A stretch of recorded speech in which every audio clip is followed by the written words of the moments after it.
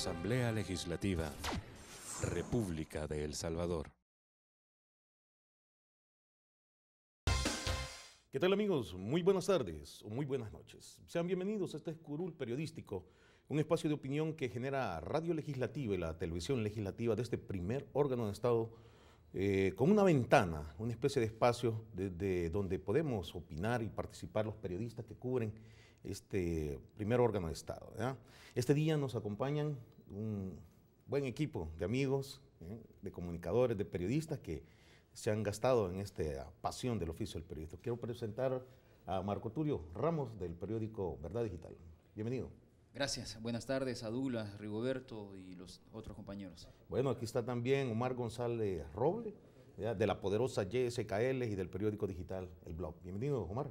Muchas gracias, Rigoberto. Gracias por la invitación y pues acá pues muy contento también de compartir con los colegas. Y le doy la bienvenida también a Víctor Flores, periodista también radiofónico, hoy trabajando para Day Day News.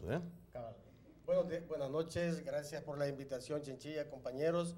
Vamos a compartir en este programa Curul Periodístico, un importante programa que creo que ya lo merecíamos. Muy bien, y por supuesto también a Elder Gómez, periodista de prensa escrita del diario Colatino. Bienvenido, Elder. Gracias, Rigoberto. Buenas noches o buenas tardes, amigos televidentes y amigos oyentes también de Radio Legislativa que nos están escuchando también a través del 88.1 FM. Y aquí estamos pues para comentar los diferentes temas que han ocurrido esta semana aquí en la Asamblea Legislativa y a nivel nacional. Bueno, ¿y qué les parece entonces si nos desenfadamos y sacamos, como quien dice, el primer toro, al debate? Hoy que estamos de fútbol, podría ser, pongamos la pelota al centro, pues, hoy que estamos en Mundial. Correcto. Bueno, han habido fallos de la Corte Suprema de Justicia, unos fallos que de pronto han sido como arteros, porque sorpresivos. Y uno no sabe, a veces los fines de semana es como los días que la sala de lo constitucional suele dejarte más calientes, ¿verdad? Exactamente. Y bueno, polémicos algunos de ellos, ¿verdad? Sin duda. Y creo que la prensa escrita, la prensa en general, de alguna manera ha invisibilizado algunas cosas y otras las ha magnificado, ¿verdad? Pero esta resolución de la sala que se refiere exactamente a las candidaturas de los presidentes que van a poder reelegirse hasta dentro de 10 años, ¿verdad?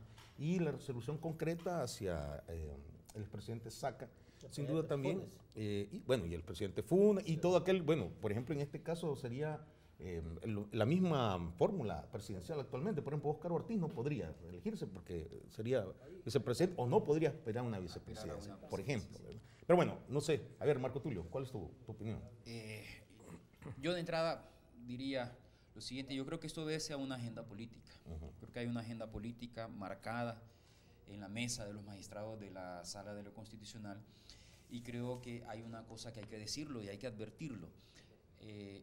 Nos estamos enfrentando a indicios de un gobierno de los jueces, un gobierno de jueces que no han sido electos por el voto popular, que no tienen un mandato surgido de las urnas, sino que lo que hacen es sentencias, fallos, medidas que modifican de alguna forma la Constitución.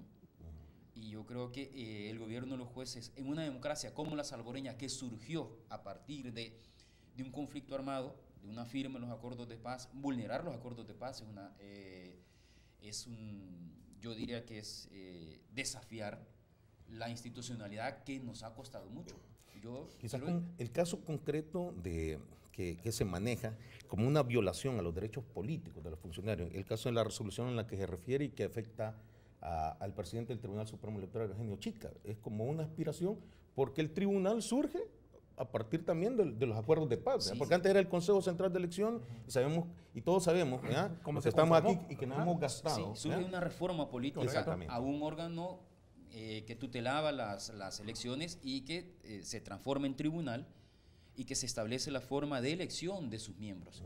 Y todo es producto de una reforma de un acuerdo entre varias fuerzas políticas. Bueno, y hay que ver la experiencia también en ese caso, porque bien decía un magistrado que cuando era el Consejo Central de Elecciones se habían dado situaciones irregulares.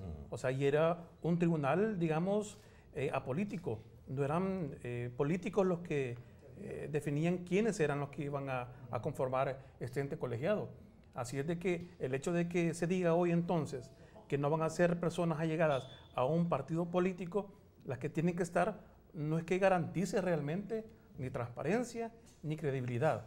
Yo creo que esas palabras de ese magistrado hace un par de días pues son muy certeras, pues, porque hay que ver la experiencia anterior. Y yo creo que eso es importante, ver qué es lo que hemos hecho o qué se ha hecho en el pasado, para no repetir los mismos errores en el futuro. Interesante, Mar. A ver, Víctor. Yo creo que este paso tenía que darse tarde o temprano. Y por eso, en el programa anterior en radio, que tuvieron también a bien invitarme, dejé claro de que estos cambios se han venido dando desde el año 2009. Pero ¿por qué yo la crítica que hago? ¿Pero a qué paso te referís, Víctor? ¿La forma como está actuando la sala? Al funcionamiento institucional. A que la Corte Suprema de Justicia haga su trabajo, a que la Asamblea Legislativa y el órgano ejecutivo haga su trabajo. Lo que se siente, lo que yo percibo en este caso, con estas decisiones, es como que están bastante personalizadas hacia objetivos ya determinados. Por ejemplo, inmediatamente la Corte Suprema de Justicia, la Sala de lo Constitucional, arremete contra el presidente de la República, el expresidente de la República, Mauricio Funes. Si hubiésemos estado años antes o del 2009 hacia atrás, realmente esto no hubiese ocurrido. Este funcionamiento institucional no se dio. Porque hoy la sala actúa tan libremente en contra de Mauricio Funes, en este caso? Ahí surge la pregunta y sale la elucubración, si se quiere decir de esa manera, que le están pasando la factura al expresidente de la República, Mauricio Funes, por haber hecho lo que hizo, que se fue, puso en entredicho al sistema anterior, al capitalismo, a la oligarquía, como se maneja aquí. Ok, hemos entendido, Víctor. Para ti, entonces, son como teledirigidas y personalizadas. Elder. Bueno, yo lo que pienso en este caso es que ya no solo es contra el presidente Mauricio Funes, esto es contra... Sí, o sea, esto ya es un plan bien orquestado y están haciendo reformas políticas y constitucionales de facto. Y eso es lo que está pasando, porque imagínense que los presidentes que salgan de sus funciones en 5 años pueden hasta dentro de 10 años aspirar a una nueva postulación como candidatos presidenciales. Entonces, y están haciendo una serie de modificaciones. Ahora ya no los partidos políticos tampoco pueden pertenecer a instituciones. Cuando así lo establece, así se fue establecido en los acuerdos de paz que se firmaron en 1992. Y el código electoral, o sea, todo está diseñado para eso. ¿Y qué es lo que está haciendo la Sala de lo Constitucional en este momento? Está quitándole el rol protagónico a los partidos políticos. Y eso es lo que está haciendo la Sala de lo Constitucional. Entonces, es una modificación de facto que están haciendo a la Constitución política y a todo el esquema que ellos mismos crearon a partir de la Constitución política de 1983. Entonces, a todo le están dando vuelta. Correcto. Como que de pronto están cambiando las reglas del juego, ¿verdad? Con que anteriormente funcionaba. A ver, Marco Tulio, yo quisiera también exponer este tema, pero también hay una actitud que uno percibe en los medios de comunicación y es como una especie de glorificación de la actitud de la sala. E incluso casi una actitud de infalibilidad, ¿verdad? Sí. Como la condición que tiene el Papa, ¿verdad? Infalible, que no se equivoca, ¿verdad? Y glorifican muchas de estas resoluciones y cuando se hace, digamos, una especie de observación hacia las mismas sentencias o resoluciones de la sala, se invisibiliza eso. Y es más, se dice, se ataca a la sala. Asamblea Legislativa ataca, fulano tal, ataca a la sala. Es decir, es como contraponer, si bien es cierto, el choque sale de la luz, pero hay un manejo muy diferente de los medios en los titulares que uno puede percibir. Sí, yo creo que no se puede ser acrítico a una decisión decidida, valga la redundancia, por magistrados de la Sala del Constitucional, como dice Elder, que reforma políticamente de facto el sistema de partidos políticos. El sistema de representación política en el país está basada en los partidos políticos y votamos por partidos políticos. Y como dice Rigoberto, no se puede ser acrítico sobre este tema. Pero además, ellos se declaran tribunal no justiciable, es decir, son magistrados no justiciables. ¿En qué país? El gobierno de los jueces en ningún país. Sí. ¿Qué gobiernan entonces los jueces? Exactamente, Votemos entonces por no elijamos presidente, no elijamos Son los dioses del Olimpo. no elijamos diputados, exactamente, entonces, no, la magnificación o la glorificación, como Rigo menciona, ¿verdad?, de los magistrados de la Sala de lo Constitucional, nos está llevando a depender de decisiones tomadas en tribunales sin atender el espíritu de los acuerdos de paz, la institucionalidad democrática surgida de esos acuerdos de paz, y sobre todo, en qué descansa la representación o en qué delega, el pueblo delega la representación en los partidos políticos. Me guste o no me guste, por ejemplo, hubo una decisión, antes de esto, hubo una decisión de permitir candidaturas independientes, pero eso falló. Ninguno de los que se declararon diputados independientes lograron entrar a la Asamblea Legislativa. Quiere decir que los salvadoreños vamos a seguir votando por una marca política. Quiere decir que los salvadoreños debemos de comenzar a tener educación por la ciudadanía. ¿Cuáles son nuestros derechos políticos? Y Elder tocaba, no se puede socavar el sistema de partidos políticos porque surgió de un marco de negociación de acuerdos de paz que costó a este país sangre, sudor y lágrimas.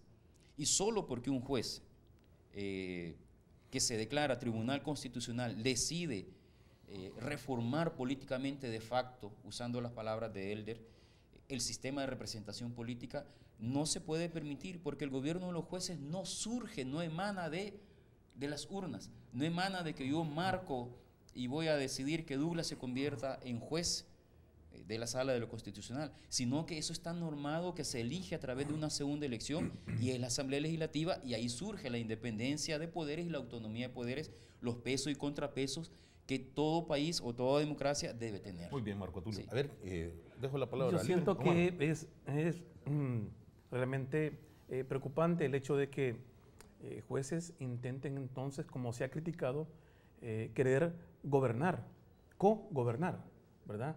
Emitiendo leyes o emitiendo, digamos, fallos, como dicen, pues a la medida y con dedicatoria, ¿verdad?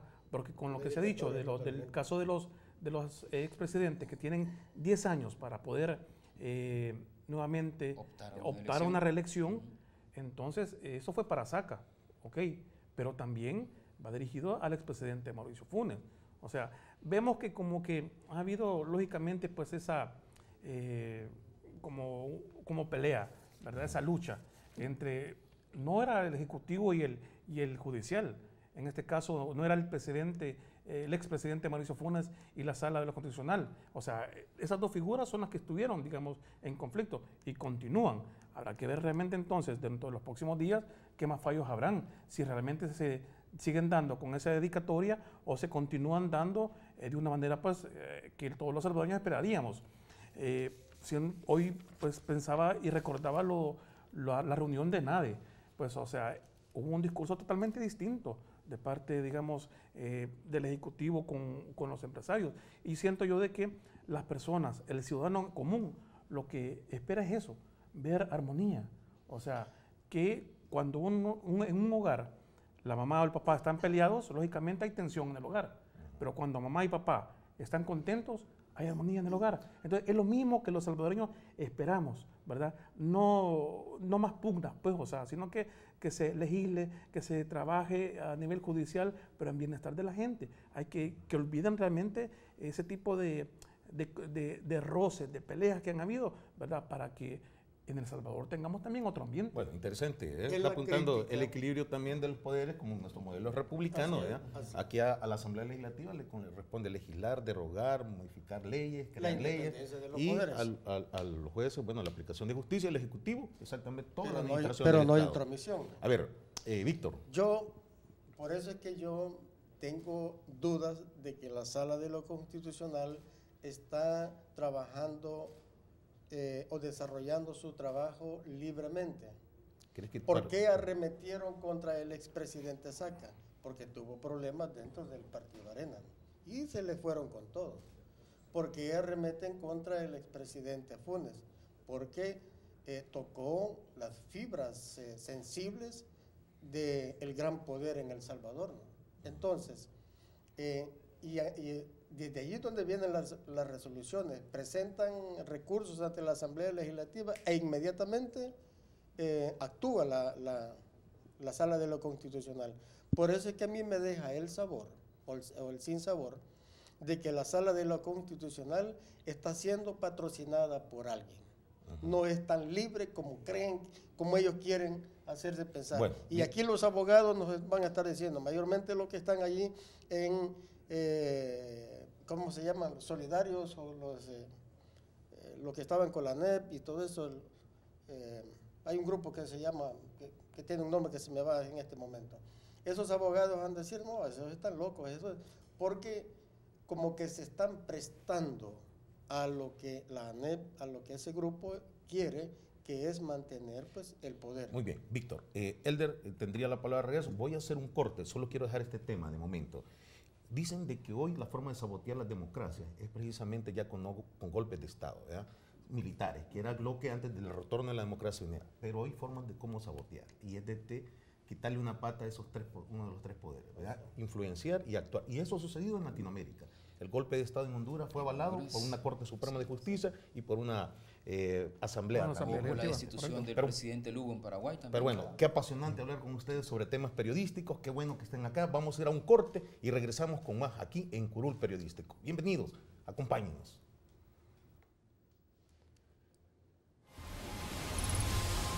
Bueno, hay un tema.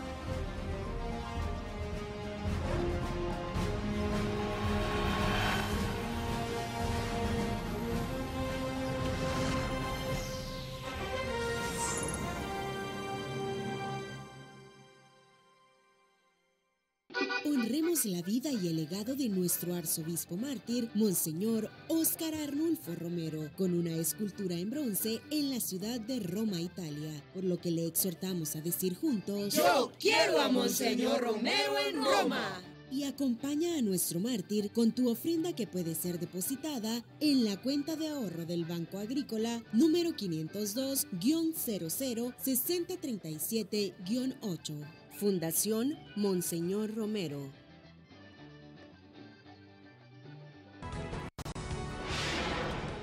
AL Radio, la voz legislativa. AL Radio, esta es tu radio, 88.1. AL Radio.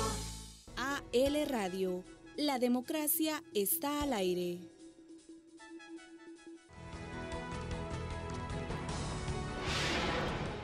AL Radio, la voz legislativa.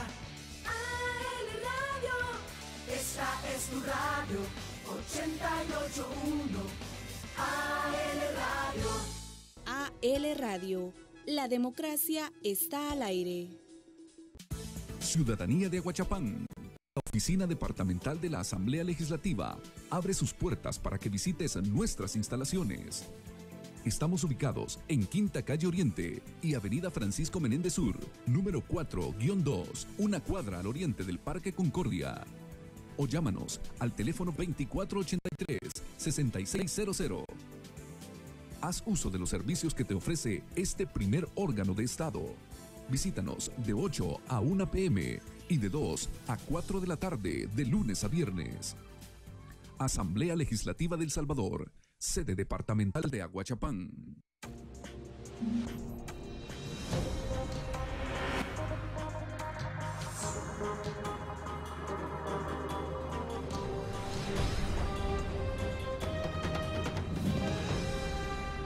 Asamblea Legislativa, República de El Salvador.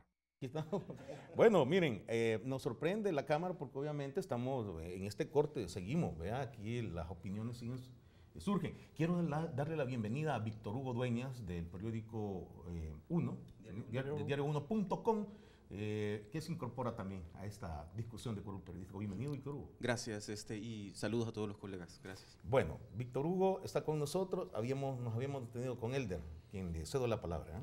Bien, respecto al mismo asunto, yo lo que veo que hay un choque de ideologías a nivel legal. Ahora ya no es a nivel de armas ni a nivel legislativo, sino que es un pleito ideológico que se ha llevado ahora a la Sala de lo Constitucional, a la Corte Suprema de Justicia. Eso es lo que yo estoy analizando de toda la problemática que está sucediendo ahora con todos los fallos que está emitiendo la Sala de lo Constitucional y que está modificando de facto, repito, la Constitución política, el Código Electoral y una serie de leyes que están allí que están siendo modificadas de facto. Pero el problema central es que hay un pleito ideológico llevado ahora a la Sala, a la Corte Suprema de Justicia, buscando subterfugios legales para cambiar y modificar el sistema que se estableció ya y que lo habían establecido a partir de 1983 con la creación de esta nueva Constitución. Muy bien. Víctor Hugo, a ver. Pues mira, bueno, he seguido desde el principio, digamos, todas sus opiniones respecto al tema y como te estaba exponiendo durante el corte, o sea, trato, digamos jugando un poco a ser abogado del diablo, digamos, en este sentido, un poco lo técnico, digamos, tratar, digamos, hay un componente técnico interesante que habría que revisar en cada una de las sentencias de la sala, ¿verdad? Y esto, digamos, el ejemplo más, digamos, más claro en este caso, digamos, es como tratar de separarse. ¿Recuerdan cuando dieron la sentencia donde se tenía que desvincular, digamos, un funcionario que llega a asumir un cargo, tiene que desvincularse, digamos, de esa vestimenta político-partidaria y convertirse justamente en un funcionario tal cual y servir y trabajar en función del pueblo? Digamos, esa parte técnica es la que yo valoro bastante. En el Tribunal Supremo Electoral, durante años, digamos, no vamos a hablar de cuánto, digamos, cobró la Asamblea, pero sí estoy oyendo en los pasillos de la Asamblea la necesidad de que el Tribunal Supremo Electoral se transforme en el sentido de dividir la parte eminentemente técnica, administrativa, si querés en algún lado, de lo eminentemente político. O sea, y eso fue en su momento algo urgente, considerando las elecciones que teníamos en su momento. Pero está pendiente todavía. Pero Víctor Hugo, yo te pondría de ejemplo esto, ¿verdad? La parte técnica que vos decís. Por ejemplo, en el caso de la prohibición como para que el expresidente no se juramentara, ¿verdad? Que se habla de un protocolo, ¿verdad? Que es un acuerdo, es un tratado, surge a partir internacional, regional, ¿verdad? Pero no hacen lo mismo con el Tratado de Libre Comercio, que surge también de un tratado. O sea, es decir, para un lado sí y para el otro lado no. O sea, que es el otro ejemplo. Son los fallos expresos también. ¿Por qué cuestionas esto y no cuestionas el Tratado de Libre Comercio, por ejemplo? Pues, ¿verdad? Claro, el Tratado de Libre Comercio tiene, ¿cómo se llama? Supera a nuestra Constitución de la República. Exactamente, por ser un tratado. La sobrepasa, la rebasa y además la socava. Y que no lo leyeron. Y la socava. Ese es pero, por ejemplo, en el caso del expresidente Funes, él adquirió sus derechos de integrarse al Parlacen cuando fue electo. Y es una de las personas que ha sido más votadas en este país. Y adquirió el derecho natural de integrar el Parlacen, punto.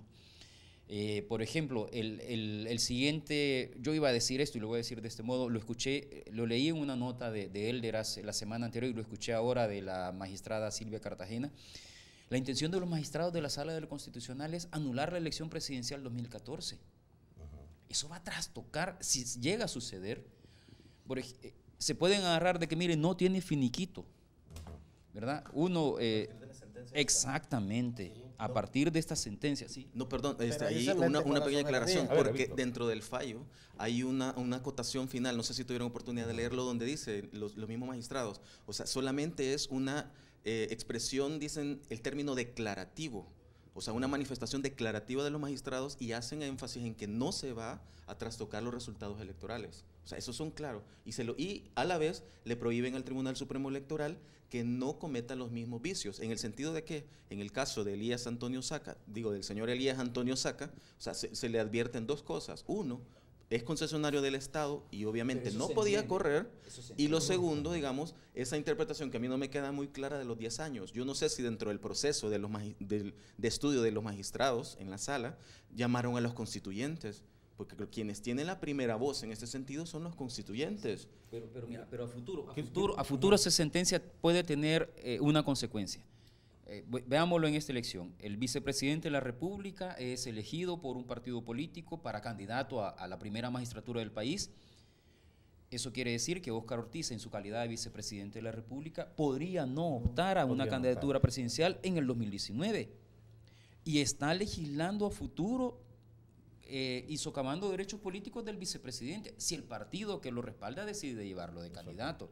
Mira, hay una duda más. No sé si a partir de la sentencia nosotros leímos con detenimiento el artículo 152 de la Constitución, y en el literal H, si no me equivoco, I, no recuerdo exactamente, ahí dice que quienes fungieron también como ministros no pueden ser. Entonces, hablando, nuestra duda es esa. El señor Salvador Sánchez Serén fue ministro ad honorem, digamos, sin su salario. Te planteo, lo que escuché de la magistrada hoy, podría anular la elección presidencial. Exacto. A partir de esa interpretación de ese. Ahora, lo que es explícito, Víctor, lo que sí es explícito es clara, y eso se entiende, como dice Marco Tulio, que todo aquel que haya sido concesionario, es decir, que todo aquel que haya hecho negocio, ¿verdad?, con el Estado, que tenga una constructora, por decir, una venta de ladrillo, ahora, es complejo. Yo voy a poner aquí algo en el tapete, o en la mesa, que podría ser que no está dentro de lo que... A ver, póngalo,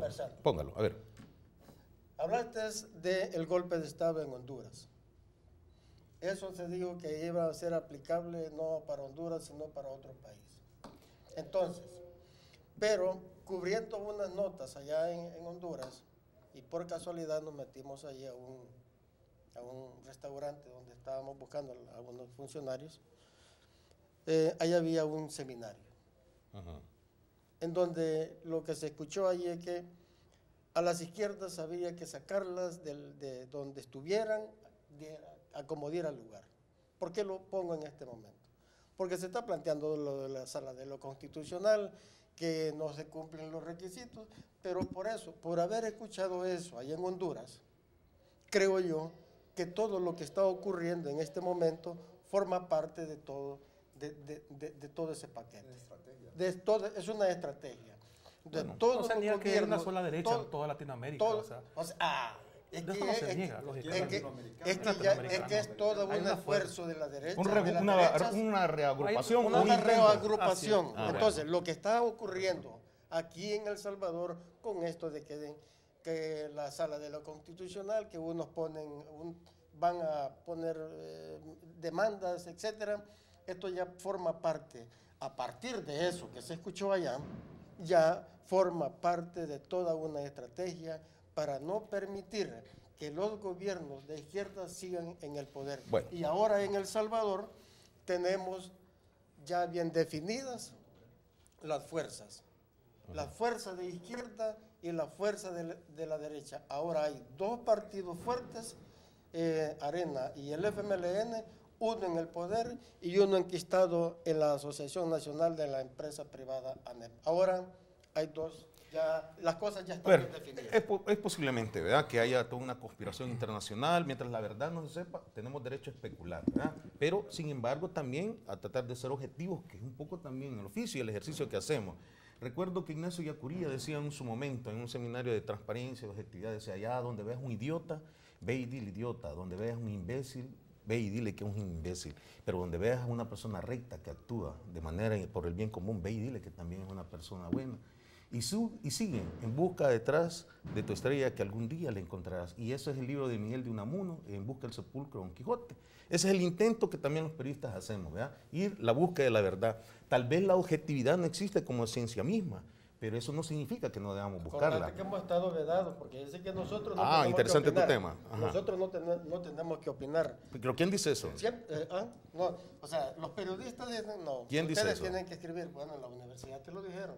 No. Las universidades enseñan claramente la noticia como tal y los géneros opinativos. O sea, nada a ver, Víctor, a ver.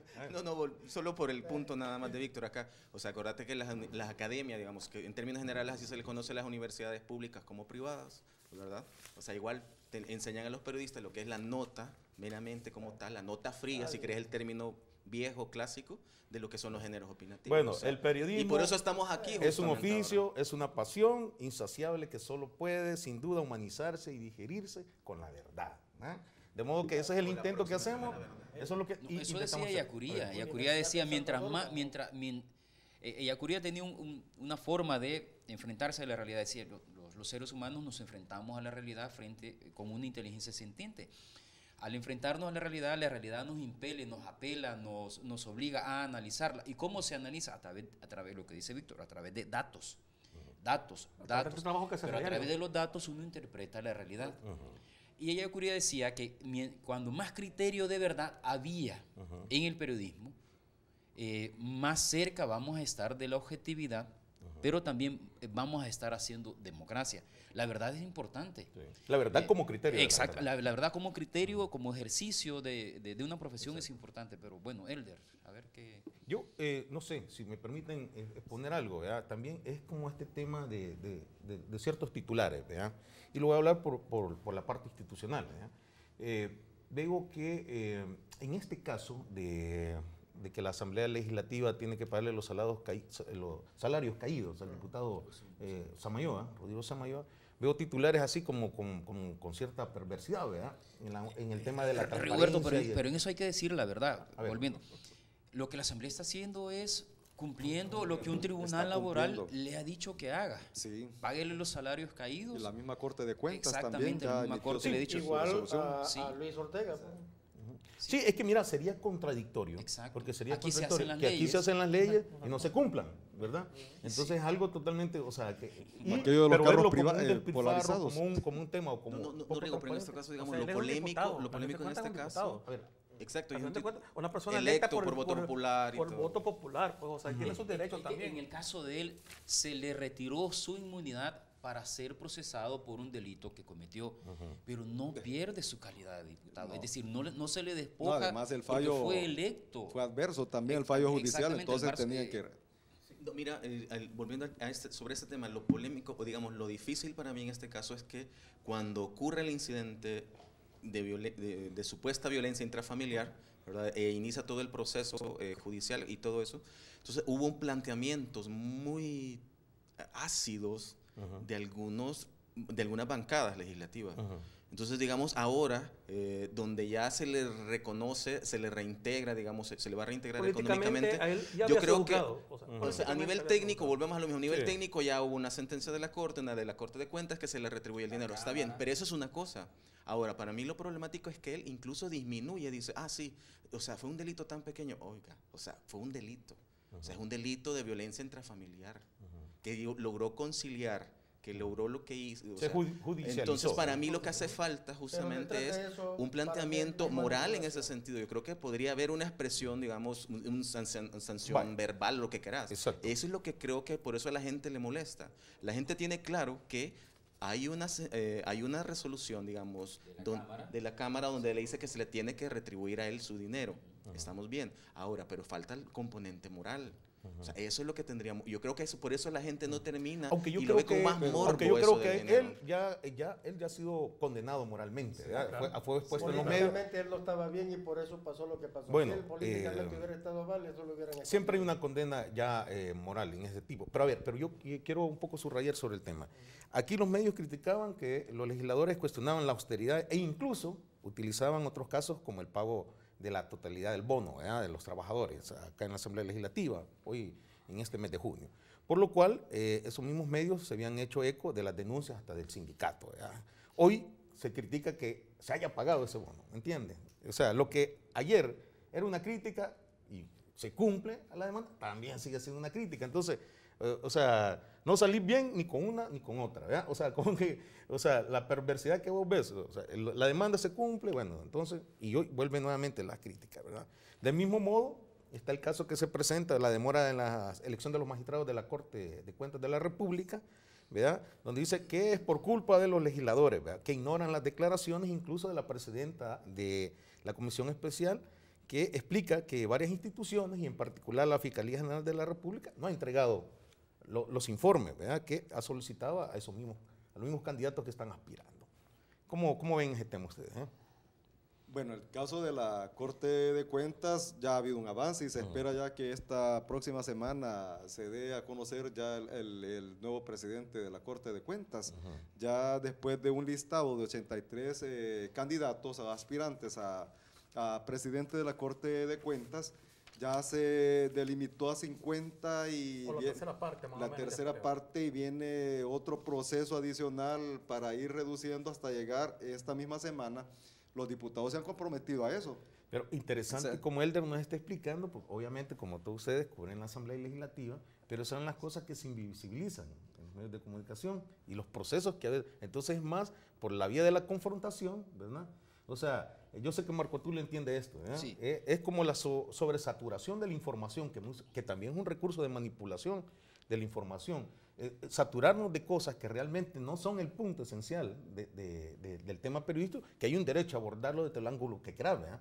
Pero engañándote que este es el sentido al que quieren de alguna manera que la ciudadanía preste atención.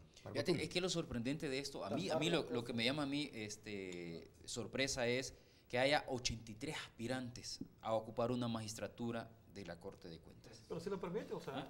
Tres magistraturas. Sí, la presidencia y 2 magistraturas.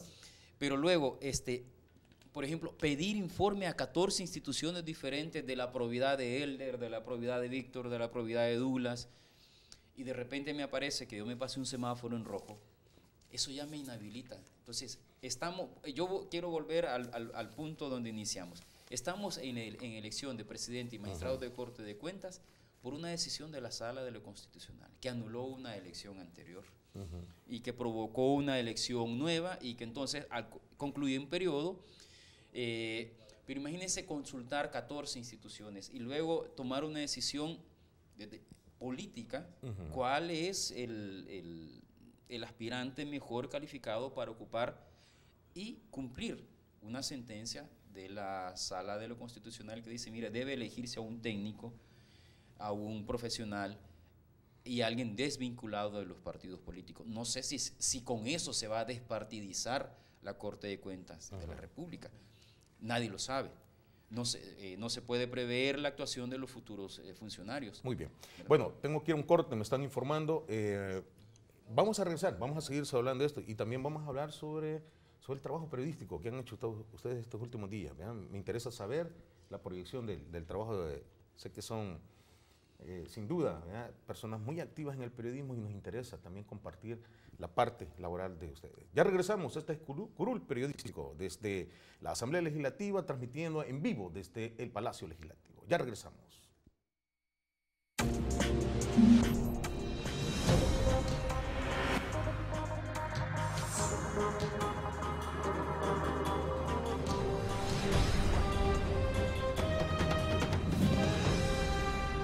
Asamblea Legislativa, República de El Salvador. Ciudadanía de Chalatenango, la oficina departamental de la Asamblea Legislativa abre sus puertas para que visites nuestras instalaciones. Ubicadas en Sexta Calle Poniente, Barrio El Chile, frente a Sibasi, Chalatenango. O llámanos al teléfono 2345-3700. Haz uso de los servicios que te ofrece este primer órgano de Estado, de 8 de la mañana a 1 de la tarde y de 2 a 4 de la tarde, de lunes a viernes. Asamblea Legislativa de El Salvador, sede departamental de Chalatenango.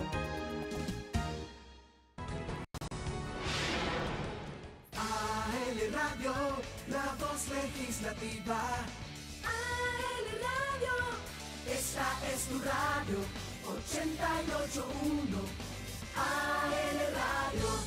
AL Radio, la democracia está al aire.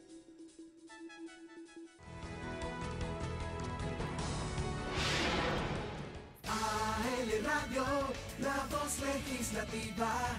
AL Radio, esta es tu radio, 88.1 AL Radio.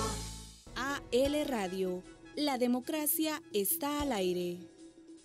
Honremos la vida y el legado de nuestro arzobispo mártir, Monseñor Óscar Arnulfo Romero, con una escultura en bronce en la ciudad de Roma, Italia, por lo que le exhortamos a decir juntos: ¡Yo quiero a Monseñor Romero en Roma! Y acompaña a nuestro mártir con tu ofrenda, que puede ser depositada en la cuenta de ahorro del Banco Agrícola número 502-006037-8.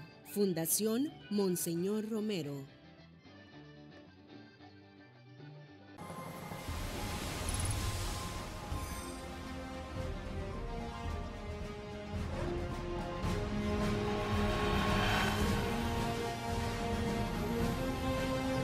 Estamos de regreso aquí, seguimos detrás del corte, detrás de cámara conversando. Miren, y es que es cierto, para ser buenos periodistas, ante todo hay que ser buenos seres humanos. Eso lo decía Richard Kapuscinski, que es el padre de la crónica de guerra. Yo creo que es el más grande periodista que ha parido la tierra porque estuvo en todos los conflictos del mundo. Y él, a diferencia de Gabriel García Márquez, él en realidad vivió los acontecimientos, no se los contaron. Estuvo en la guerra de Angola, estuvo en Vietnam, estuvo en los conflictos armados de toda Latinoamérica, Europa, Asia. Y creo que esa es la ambición de un comunicador, de un periodista, estar en el lugar, conocer y saber. O sea, porque si también vas a emitir algún tipo de criterio, algún tipo de opinión, o sea, tenés que conocer, pues, y experimentarlo. Pues, o sea, y yo creo que este ejercicio que hemos hecho es importante, porque bueno, me decía Víctor Hugo, yo de verdad le tomo la palabra, estás vulnerando, pero yo creo que esto, el diálogo interno, de también cuestionarnos nuestro trabajo, a mí me interesa, Víctor Hugo, de verdad. Sé que esta semana has tenido trabajo, cuéntanos cuál ha sido esta semana lo que les ha apostado, con tu trabajo. Pues mira, como otros compañeros acá, estoy en el área político, y ya estamos, digamos, afianzándonos un poco más. El medio en el que estoy está relativamente nuevo, estamos por cumplir un año, apenas en septiembre.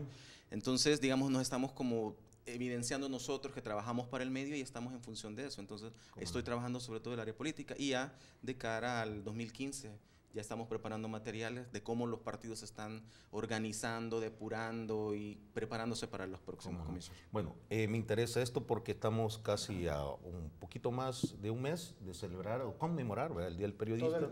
Todo el mes. Todo el mes debería ser, ¿verdad? Pero la fecha exacta, ¿verdad?, por decreto legislativo es el 31. Marco Tulio, contanos un poco de tu trabajo, ¿verdad?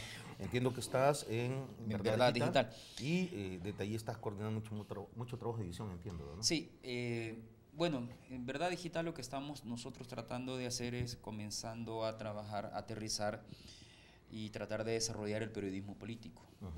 ¿Verdad? El periodismo político nos interesa mucho lo que dicen los partidos políticos, lo que dice la Sala de lo Constitucional, la Presidencia de la República, el modo, el estilo de gobernar del nuevo presidente, el llamado al diálogo del nuevo presidente y la forma en cómo va situando algunas acciones presidenciales de cercanía con la gente. Básicamente un periodismo político de carácter independiente, eso es lo que queremos trabajar. Muy bien, interesante. Sí. Fíjate, porque bien se dice, ¿verdad?, que la crítica política abierta a todas las corrientes ideológicas, sin censuras ni conveniencias, puede ser el factor de garantía, avanzar a legislaciones, a gobiernos más progresistas inclusive, ¿verdad? Se habla de que del choque de ideas, ¿verdad?, sale la luz, ¿verdad?, y siendo vehementes en eso podemos alcanzar y aspirar también a un periodismo político decente, ¿verdad?, en este país. Interesante. Omar González Robles, lo he escuchado hoy que estamos en el Mundial, te he escuchado hasta los comentarios. Hasta como comentarista deportivo, ¿verdad? Sí, la verdad es que... No, es González. González Robles no. No, la verdad es que, bueno, lógicamente dos medios, en uno pues tratando de abordar el tema político, dándole seguimiento lógicamente a los procesos que se están dando acá de elección, las discusiones políticas que se dan, pues, o sea, lógicamente a la gente le interesa saber qué es lo que hacen los partidos políticos y específicamente los diputados, y también pues en el espacio de radio pues dándole seguimiento también al Mundial, ¿verdad? Que también es otro punto que cada 4 años pues acapara la atención de muchas personas y genera pues bastante, digamos, morbo. El hecho de ver jugadores, conocer los resultados y todo eso, pues es un... De los amaños. De los amaños, lógicamente, pues, o sea... La señora FIFA, y conocer aún eso, el hecho de ver fútbol, el hecho de ver fútbol, trae a cuenta también entonces que hay temas pendientes acá en el país que ya se taparon, ya no se dio seguimiento. Se han invisibilizado también. Sí, correcto. El tema de la selección, el fútbol nacional. En la red social vi una fotografía de un tipo que del Maracaná le está diciendo gracias a su esposa, gracias por dejarme venir solo al Mundial. Pero abajo hay una foto de ella, pero acompañado con otro tipo y le dice, no, gracias a ti por haber ido al Mundial. A ver, Víctor. Bueno, estamos a pocos días para celebrar el Día del Periodista. Nosotros escribimos, narramos, contamos la historia de nuestro país. En nosotros recae la responsabilidad de que la población esté bien informada, no amañada. Porque lo que estábamos diciendo hace un momento es que sacan un tema y sacan otro. O sea, lo sacan de la palestra. Por ejemplo, el caso de Francisco Flores ha quedado relegado. Pero ¿será porque no tiene importancia? Yo creo que no. Adrede se ha sacado y se sacan otros temas que no le interesan a la población. Yo creo que no se vale. Muy bien. Vamos a quedarnos aquí, Víctor. Vamos a pasarle el micrófono. Antes. Muchísimas gracias. A Elder, bueno, adelante. Bueno, de lo que se trata es de decir la verdad en los medios de comunicación. Lastimosamente he visto, no menciono medios ni nada, pero es que sí se está manipulando la información y se está dando a entender otras cosas que no son. Lastimosamente eso ocurre en nuestro país. No sé si en los otros países está ocurriendo lo mismo. Hablando de coberturas periodísticas, pues siempre me han designado a mí aquí a la Asamblea Legislativa desde que tengo uso de memoria en el periodismo, o sea, creo que me vine a dar mis vueltecitas cuando estaba en la Asamblea Constituyente. No uso el bastón todavía, ¿verdad? Pero sí me vine a cubrir esas actividades aquí a la Asamblea. También cubrí el conflicto armado, pues, y ahora seguimos ya el proceso ya democrático que está viviendo el país. Bueno, ¿verdad? Elder, los felicito a todos, de verdad, muchísimas gracias por haber concurrido. Quiero felicitar a la Asamblea Legislativa, porque este es un programa por los dos medios, radio y televisión. Recibió críticas y las personas que criticaron me pareció un poco así sacado de los pelos. Bueno, ahí estamos, ya vamos a cumplir un año y mira, esta es parte también de la transparencia, de la democratización, ¿verdad? de las cosas. Creo que seguimos viviendo ese trabajo por el periodismo, la misma pasión de que cuando lo hicimos nuestra primera nota, y en eso estamos, ¿verdad? Saludos a todos los colegas periodistas, Dios les bendiga y les invitamos el próximo viernes para que nos acompañen aquí en Curul Periodístico. Muchísimas gracias a todos, muy buenas noches. Viene el programa del presidente, que también es un programa de rendición de cuentas, les invito a que se mantengan en sintonía con nosotros. Buenas noches.